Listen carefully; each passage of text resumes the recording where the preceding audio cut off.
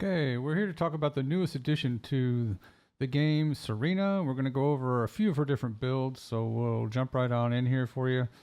When we're looking at her builds, we're looking at a bossing build, a purge build, and a mob build. So three basic styles of play, and we'll jump on in here and talk about the boss build first. Obviously, bossing with Serena is incredibly powerful. You can see by the gameplay that we're rolling here, she can defeat any of the bosses very quickly, and certainly even the Tormentor can be done very quickly. I mean, I'm a little old, so my reflexes aren't like some of these young men that can do it in a matter of seconds. But you can see from the gameplay we're rolling that she can still get through it fairly quickly, even if you're an old fart like myself. So we'll dive on into this. For this, we are going to use him, and we could really go without a Transcendent mod here, but him doesn't hurt us any. It doesn't have any penalties when you're using it for what we are really going after here is her fourth ability. Her fourth ability will give us essentially, the bonus to our damage, and that's critically what we're going after there. Duration does help, but we're not really focusing on that too much because it lasts about 5.5 seconds, and most bosses are dead within that period of time. So it's really not a concern for us at this point. We are using some focus mods here, but honestly, you could go without them, or you could leave them unpowered just to get the cooldown for them. It's not essential, again, because you can kill most bosses without ever having to worry about your cooldown, but I do find that it's useful. Power is important, and we'll talk about some of that as we go through her build, but power is important, so having that extra skill power isn't going to hurt you any. As you can see, most of these are modified, most of her abilities are modified by the skill power. So if you look at her second ability, her skill power is a factor in this. So skill power does make a difference, and the reactor does make a difference. I've heard people say it doesn't. I did some testing. It definitely does. So we'll look at that as well. Otherwise, we're focusing on, yeah, you guessed it, HP. And you've seen this with everyone. We're using increased HP to get that first initial bump. We're using way in the scales to give us some shield, which with the overwhelming HP will take all of her shield and turn it into HP. So this is why we're using increased shield, weighing the scales, amplification control. All these are taking her shield and buffing it. So having it on any of the equipment will also help. And then that will give us an additional HP to draw from when it comes to her fourth ability, which takes basically a multiplier of her HP to come up with the damage. Range would help us here as well if we were worried about other enemies, but really isn't a concern here. We're focusing on a single point target. So we are using increased shield, as we talked about. We're using time distribution, which also gives us some additional HP and helps with that cooldown. We're using shot focus because, again, this is a weapon platform. It does give us a knock to the skill power, but we get that bonus back in firearm damage, so not really a loss there so much. We are using stim accelerant, which bumps that HP up a bit more with a hit on the max MP, but as you can see from the gameplay that we rolled, not really affecting us. So that is really the mods. You could use any of the mid-air maneuvering or any other grappling one you want to use there. It doesn't really matter in this particular case. I'll leave it off of there for a second, to give you that view. Like I said, him doesn't really make a difference. You can take it off. I left it on. Certainly it doesn't make a difference one way or the other. It does add speed. Actually, I could probably take it off and benefit because my hand coordination isn't like some of these young kids, and having that slower movement speed might help me stay more stable on the aim. So that is what we'll be using here. I think it's a very good build. Let's talk about some of the other choices that we made here. So let's jump on here and talk about the different reactors and components that we're using. We are using the burning phase reactor. We're using this on the bossing build because of the dimension skill boost that we're getting here.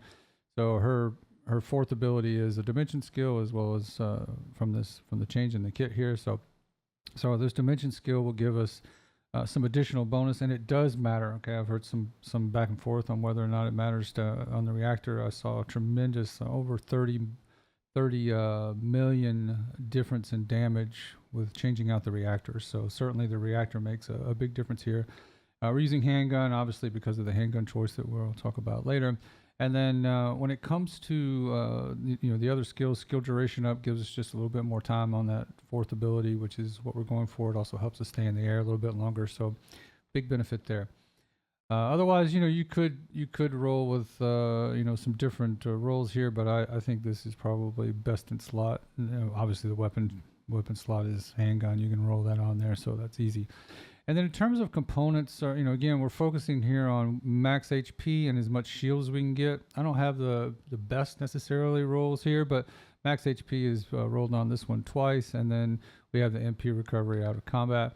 And then max HP on this one with max MP. MP does matter, right? So MP recovery in combat is always good. And then we have shield recovery in combat and MP recovery modifier, which again helps us out. Shield recovery and then max HP. And then again, with max HP on the last piece with shield recovery modifier and effective display time, we could have max shield here or, in one of these other as well, and that would be helpful to boost our health, as we talked about earlier, because we're using the mods that we're using. So from there, we can move on to the weapons. In this case, we are using Last Dagger, and we're not really using anything else. So let's talk a little bit about this particular gun. We're using it, obviously because of its how powerful it is. In this particular case, we have, as you can see, the Colossus rolled on here, actually rolled on here twice, right? So we have it initially rolled on the gun, and then we've put it in there again. Firearm ATK twice and fire rate twice. We're using toxic and we're using weak point damage. Recoil fine does make the gun a little bit more comfortable to use. In terms of mods, nothing special here. We're using firing Fiesta. This gives us so that we're not using any rounds when we reload. So that's why you see in some of the footage that I play that we're reloading, before we start the fight. So you can see that what we're showing here now. We get that reload before we start the fight means that we don't consume any ammo for the first 3 seconds, and it takes 5 seconds to kill them. So we never even have to reload before the enemy drops. So very helpful in that regard. Obviously, it does have a 15-second cooldown. But so if you're in a fight longer than 15 seconds, it will proc again, and then you'll be able to finish the job if you haven't already. Otherwise, pretty straightforward build. Just take it off here. Nothing to really talk about. We are looking at a gun that does have a critical hit rate, so we'll be focusing on better concentration and better insight to get that crit hit rate up as much as possible and to get that crit hit damage in there.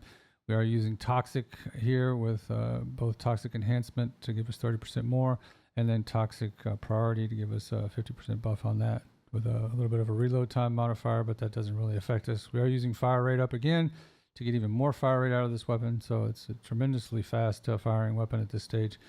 And that's really it. Obviously, the rifling reinforcement action reaction, pretty typical of any of the gun. I don't think I have a gun that I don't do that on, so that's just to get the firearm ATK up. So this is the build that we're using, and for the bossing, I think this is all you need, okay? It is very efficient and very quick, and you can see that from the gameplay that we've rolled already.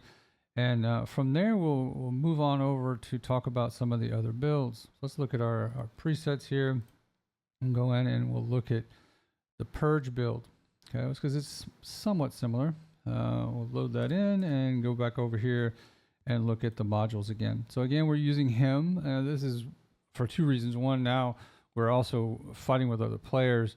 But two, we want to use this as a gun descendant, and we want to be able to take advantage of that fourth ability, proccing to basically do more damage with the weapons. If we use the other Transcendent mod Divine Urge Surge, which we will do with our mobbing build, then it takes away this bonus to our weapon damage. So we want to use that particularly when we're going through these surges. Very different build for Surge. Here we're focusing again on cooldown. We want to be able to spam our abilities as much as we can.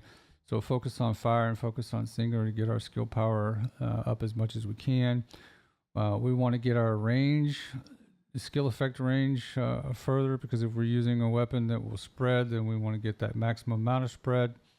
As we look at her ability, her fourth ability, right? We get 4 different abilities depending on which weapon we're using. If we're using general rounds, then we get that multi-hit chance. So this is a big benefit to us, particularly And then if we impact rounds, then we get that drop off of distance, and then a better critical hit MP recovery. So we can use that to our advantage to keep our uptime on all of our abilities. And then special rounds, which I really like to use. This gives us AoE damage, and it just decimates everything on the board. So this is a pretty helpful one. And so having an extended range on this is really nice. You get up to from 10 meters. As you can see up to here, up to 150%, so up to 15 meters.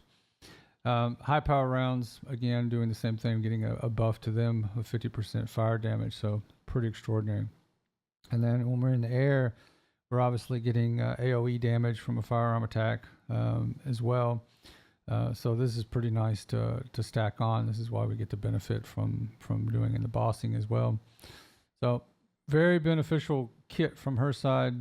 We get that bonus damage in there, but the hem, basically when we use it on the ground, it creates a zone that increases the jump for allies, so allies can use this to get in the air and use their their skills in the air as well, or use their guns in the air if they have a gun that benefits from being in the air. That's a pretty good one. So as we said, we've got the focus mods here. We're looking at cooldown mainly here. We want cooldown, focus fire. We want cooldown with nimble fingers, and cooldown with MP conversion. This means we can continue to spam our abilities. We put a little strong mentality on there, so our skill cost is lower. This lets us keep our abilities active longer.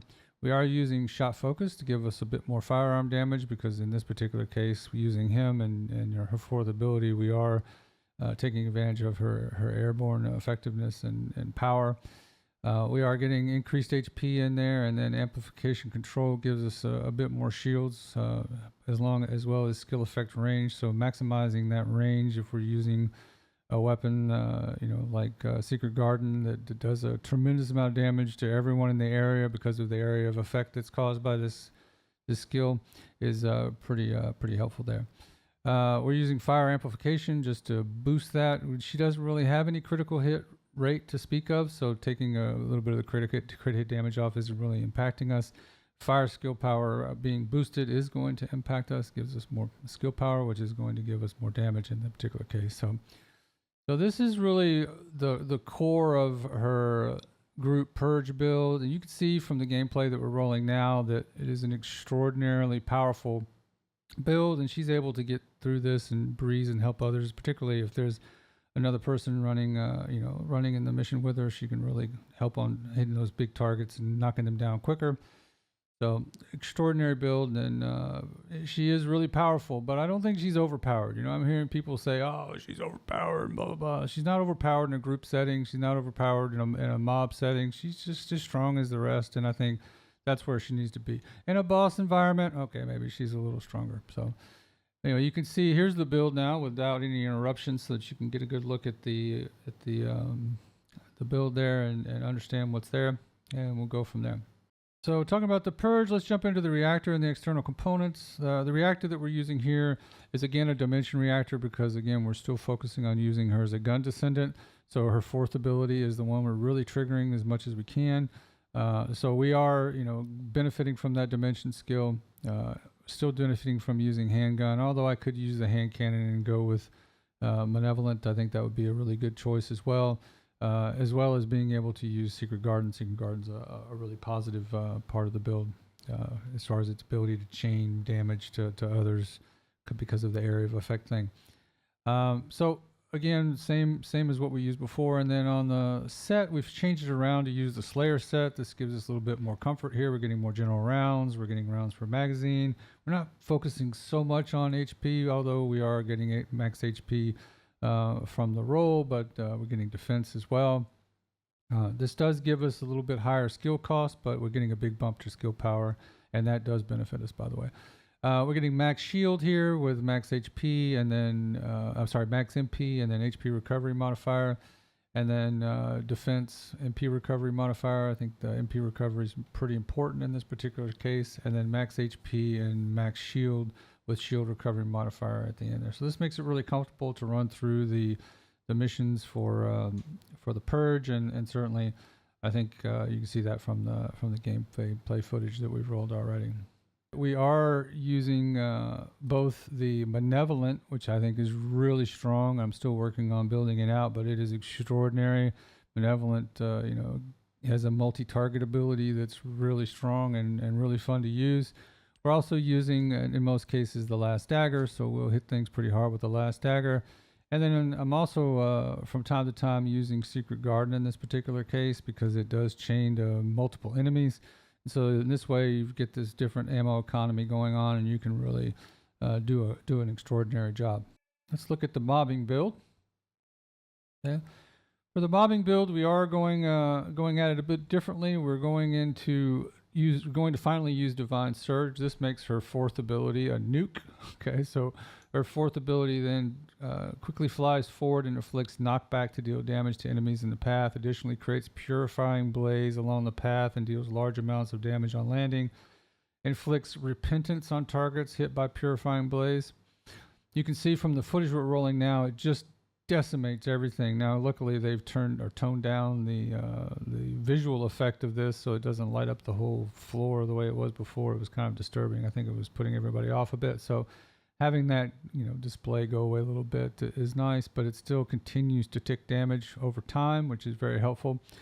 Max stacks are 3. With the cooldown we have here, it's taking us about 6.4 seconds to cool down a stack, so that's really nice. We can get those back fairly quickly, so we can almost spam this indefinitely. Not quite, but the MP cost has also been reduced with this build.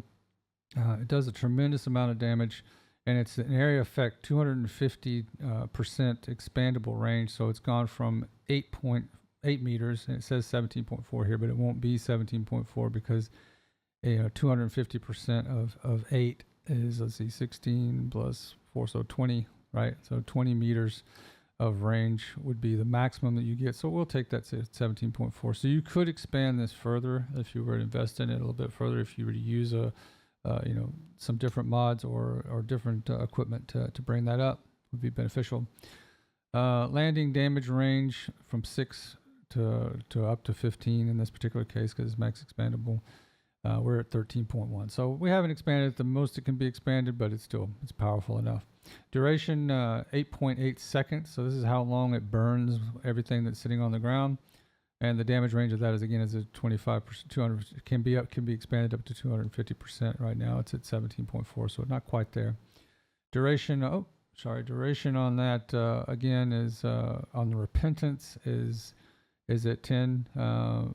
It's been bumped up to 11. So that's where we are there. Repentance on targets hit by the Purifying Blaze. So Repentance is continuous damage. And fire resistance decrease of 20. So if you've got a weapon that does some fire damage, then that will help you out quite a bit here. Let's scroll this down, and round recovery on firearm attack 10%. And round recovery at 3%. So affects propaganda range of death. So radius is 7 to 15.3. This one can only go up to 150%. So we're going to be looking at something like I don't know, what is that? I might do the math. 150% of 7 would be like 10.5. I don't know. I think I got that right. So pretty good amount of damage there as well in that benefit. So let's look at the choices we made here. Again, we're looking at cooldown because we want to be able to just spam that fourth ability as much as we can. So that means we're using both focus on singular and focus on fire. We're using singular in this case because this has been modified to be a singular ability, and we'll look at some of the other choices we made as a result of that. We are using Nimble Fingers and MP conversion to further gain some cooldown there. We're using Dangerous Ambush because not everything in that group of enemies is going to be targeting us, so this gives us some additional damage against them. We could go with some other mods here, Decimator maybe, or something like that would be a good mod. We're using Max HP just to give us a little bit of survivability. Max Efficiency to reduce our skill cost. It does take a bit of hit to MP, but you can see from the gameplay that we've rolled, it's not really affecting it that much. We're using Strong Mentality to reduce that cost further, and then HP Amplification to get us some more max HP, which obviously gives us more damage, and then Skill Expansion to increase that range. So these are the choices we've made. I think there's some modification. You could lean heavier into range in this particular case, or you could choose to, to stay with something like this. Okay. Anyway, I'll take it off there so you can see all the mods in their glory. And then from here, we will go ahead and dive over into looking at the different choices that we made as far as kit concerns. So for mobbing, we're going to shift things up quite a bit because we are using some different mods. And so let's look at this real quickly. We're using a different reactor with obviously hand cannon because we're going to use Malevolent more here. Using fire skill with singular because now her fourth ability has become singular due to the Transcendent mod. And then we have the skill duration up and skill effect range. Both these are giving us greater benefit, particularly when we use something like Secret Garden or any of the others, any other abilities gives us that AoE damage, then it's going to give us greater AoE damage. So that's really nice and comfortable to use. We're using a different external component set as well. This gives us a reduced skill cost, and then when reloading in midair, supplies us with more bullets, field supplies, and intercept battle supplies. So 10% and 10%. So this gives us a little bit of added armory set there. So that's pretty helpful. We're getting max HP twice on this one with fire resistance, and then we're getting MP recovery in combat and HP recovery in combat. And then we're getting, I say HP recovery modifier, my mistake. And then defense and MP recovery modifier here. Could get max MP, that would be a better roll on this one. I just haven't that roll yet, so this is the best set I have at the moment. And then the max shield, and we'd rather have shield recovery on this one as well. But it's a different option. I just wanted to show a different option here. I've been running with this set, and it's very comfortable to use in the mobbing environment. And from there, let's talk a little bit more about the weapons. As far as Malevolent is concerned, let's talk a little bit about it. I don't have this the way I want it. I think you do want some of these to be in here. I think you want weak point damage to be as strong as you can get it. So I need to re-roll this some more. Firearm ATK is never a problem to have. The more firearm ATK you have, the better off you are. Fire ATK is another one. So in fire rate and rounds per magazine are both good for this weapon. I think fire rate would be better. I think the more fire rate you can get, the better. So I am trying to re-roll that again. But again, this was my first pass at the weapon. Rounds per magazine, again, a good one, but fire rate is also probably more beneficial than that. And then fire ATK and firearm ATK and weak point damage again on the initial rolls. So these are good. I did some massive testing with this because I was really kind of struggling with the way to build it, and I wanted to be fire, so it turned into what I would consider a fire nuke. Obviously, we're using the rifling reinforcement, action reaction. These are the staple for every weapon. Expanded weapon charge to get us a few more rounds. Weak point detection and weak point sight, because we are using this as a weak point weapon. We'll talk about why here in a second. Amplification charge to give us a firearm ATK boost. We're not really seeing a lot of firearm crit. There's a very low crit rate with this thing. It's like 1%. So putting crit in here doesn't make a whole lot of sense. We are leaning heavy into fire, right? Both fire and then fire rate up to give us faster fire rate, and then weight and balance for more magazine rounds, and then weak point damage increase here. This one is the trick. I tested this with a few different mods. I was getting around with the testing set that I was doing, where I was firing off a number of different magazines. I was getting around 100 million. I slapped this mod on, and it went from 100 million to 200 million. So it is a massive increase in damage. So I think this is my recommendation, is to lean heavy into fire and lean heavy into this. When defeating an enemy inflicted with burn, and she's always burning everything, inflicts burn on other enemies within 15 meters of target for 5 seconds. So this is a tremendously powerful weapon and does a tremendous amount of damage with this particular mod on. I'll leave it uncovered again for a second. I think I've already done that, but take a look at it. This is the way I would lean. All right, let's talk about the ability of this weapon, just so we clarify why we're making these choices. On hitting an enemy, it creates a bladed cog. Bladed cog bounces between multiple enemies to deal damage. It does that 3 times. But if you hit it on a weak point, it does it 4 times, because at that time it gets bladed cogs. Does a additional one. So created by a weak point is 4. Then they bounce 5 times. So you get 4 of these blades, and they're bouncing 5 times. Each one of them doing your total firearm damage. It's just firearm ATK.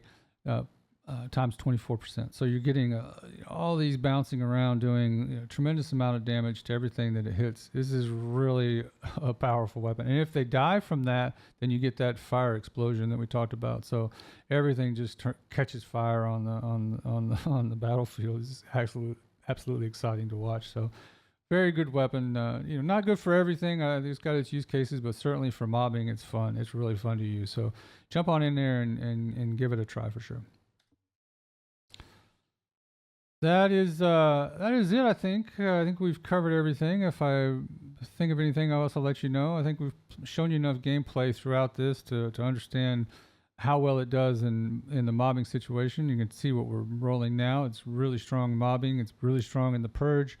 I have not been disappointed with her. I think the talk about her being tremendously overpowered is related primarily to her ability to defeat the void bosses, and I think that's hey, fair enough. Every character that we've gotten new to the game has been stronger and stronger at the void bosses, and to get her to that point where you can do it in seconds, takes a lot of investment and crystallization catalysts, and again, going in the direction that you wouldn't normally go, right? I mean, if you look at this mobbing build compared to this build for max H for the boss max HP build, you got 1, 2, 3, 4, 5, 6 different catalysts, C catalyst or Carillion catalyst, and then we go over here to the mob build and we're using 2 of them. So that's 4 catalysts that we wasted just to get. I wouldn't say wasted is a strong word, but just to push us in the direction of being able to do a bossing build. Same thing is true when we look at the Purge build. It's very different to the mob build. So the investment here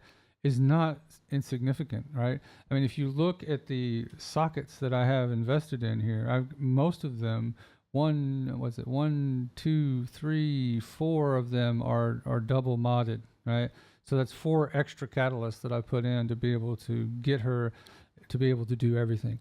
That's a huge investment, and certainly you see the same thing when you invest in other characters. It gives you that flexibility to be powerful in multiple places.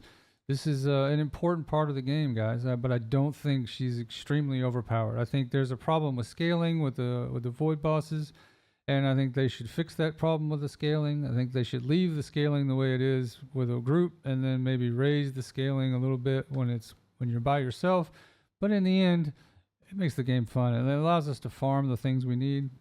Stop complaining about it. The guys are saying they're going to quit over this is absolutely ridiculous. I think to quit a game because you have an overpowered character in a particular environment that you have to heavily invest in, and you have to have the eye and hand coordination of a 4-year-old in order to do it. Come on, man. I mean, I'm not 4 years old anymore. I'm not a teenager. I can't just plow away at this the way some of them do. But in the end, it's about investment. If you've invested that much in the character, you should see the results, right? Now, the one thing I didn't talk about yet, and I do want to touch on, is the Arche Tuning for this character. So let's talk a little bit about that.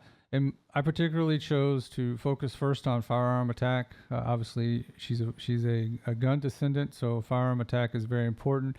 And you could just stay over here and crank it out, but I also broke the tree off and went down for health to give her some enhanced health ability, or health,